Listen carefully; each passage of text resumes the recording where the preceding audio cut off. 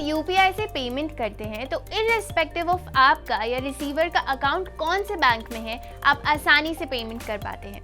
अब सोचो अगर ऐसा ही रेवोल्यूशन ई कॉमर्स में लाया जाए तो, यानी आप अपने मन चाहे इलेक्ट्रॉनिक्स, ग्रोसरीज या कपड़े एक ही ऐप से खरीद सकेंगे। मतलब इस एक ऐप पर आपको Amazon, Myntra, Zomato से लेकर आपकी नजदीकी दुकान, इन सभी के प्रोडक्ट्स विजिबल होंगे। यही है गवर्नमेंट का नया initiative ONDC, that is open network for digital commerce.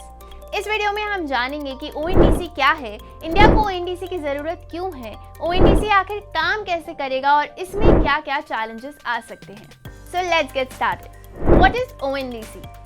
ONDC is a private non profit company जिसे गवर्नमेंट ऑफ इंडिया ने स्टैब्लिश किया है। इस प्रोजेक्ट का एम है ऑनलाइन शॉपिंग को सेंट्रलाइज करना, जिससे छोटे रिटेल बिजनेसेस को भी एक इक्वल अपॉर्चुनिटी मिले। तो इस प्रोजेक्ट के लॉन्च होने के बाद you can do hotel bookings, travel bookings, food delivery, groceries, cab, payments, everything in one single app. India में आज सिर्फ लगभग 8% परचेजेस ई कॉमर्स प्लेटफॉर्म्स के थ्रू होती हैं।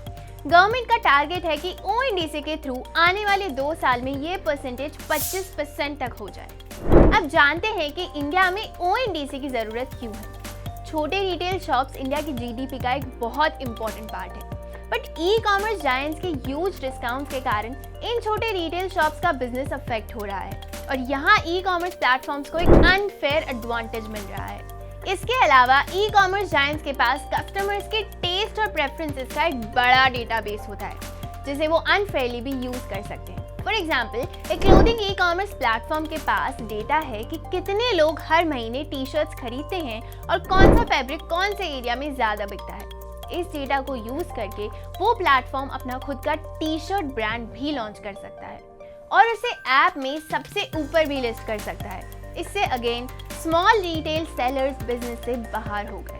ई कॉमर्स कंपनीज की इसी मोनोपोली को खत्म करने और स्मॉल रिटेलर्स को एक फेयर चांस ऑफ कंपटीशन या लेवल प्लेइंग फील्ड देने के लिए ONDC लॉन्च किया जा रहा है। How will ONDC function?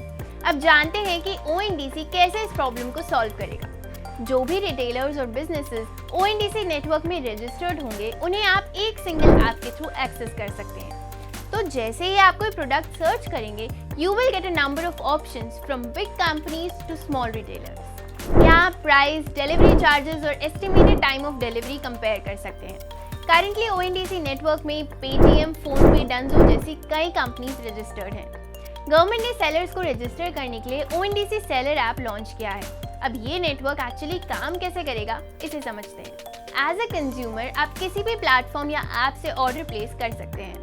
जैसे ही आप अपने ऐप का लोकेशन ऑन करेंगे, आप उस एरिया के लोकल वेंडर्स के डील्स भी देख सकते हैं।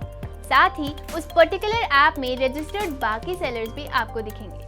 ये नेटवर्क क्रॉस प्लेटफॉर्म्स भी काम करेगा। मतलब अगर आपने Amazon से ऑर्डर किया है, फिर भी आप Flipkart पर रजिस्टर्ड सेलर को देख पाएंगे। नाउ यू कैन चूज कि आपको किस वेंडर से ऑर्डर प्लेस करना है।